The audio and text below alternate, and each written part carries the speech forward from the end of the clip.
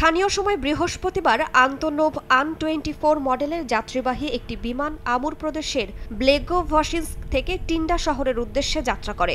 মাঝপথে বিমানটি বিধ্বস্ত হয় বলে জানিয়েছে রুশ গণমাধ্যম। বিমানে ৪৯ আরোহী ছিলেন, যার মধ্যে ৫ শিশু ও ৬ ক্রু।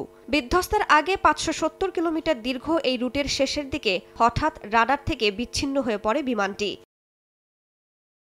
জরুরি দুর্যোগ ব্যবস্থাপনা কর্তৃপক্ষ জানায়, সাইবেরিয়ার টাইগা বনভূমির ওপর দিয়ে উড়ে যাওয়ার সময় অদৃশ্য হয়ে যায় বিমানটি। পরে গন্তব্যস্থল থেকে ১৫ কিলোমিটার দূরে বিধ্বস্ত অবস্থায় বিমানটির সন্ধান মেলে। উদ্ধার অভিযান শুরু করেছে ফায়ার সার্ভিস। রুশ কর্তৃপক্ষ জানিয়েছে, উদ্ধারকারী দল ও সরঞ্জাম মোতায়েন করা হয়েছে সেখানে। তবে ঘন বনাঞ্চল হওয়ায় উদ্ধার কাজ চালানো অত্যন্ত কঠিন। তুষার, পাহাড় আর ঘন গাছপালা দুর্গম পরিস্থিতি তৈরি করেছে। আন্তনোভ আন-24 মডেলের বিমানটি তৈরি হয়েছিল ১৯৫০-এর দশকে। রাশিয়ায় এটি এখন সীমিত পরিসরে বাণিজ্যিকভাবে ব্যবহৃত হয়।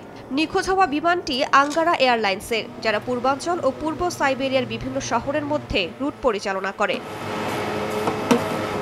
এ ঘটনার পর রাশিয়ার আকাশপথে আবারও পুরানো মডেলের বিমানের নিরাপত্তা নিয়ে প্রশ্ন উঠেছে। এই মডেলের অনেক বিমানের কার্যক্ষমতা নিয়ে আগেও বিতর্ক ছিল। মডেলটির পুরানো প্রযুক্তি ও রক্ষণাবেক্ষণ ব্যবস্থা নতুন করে এখন আলোচনায়। রাইসা জান্নাত, সময় সংবাদ।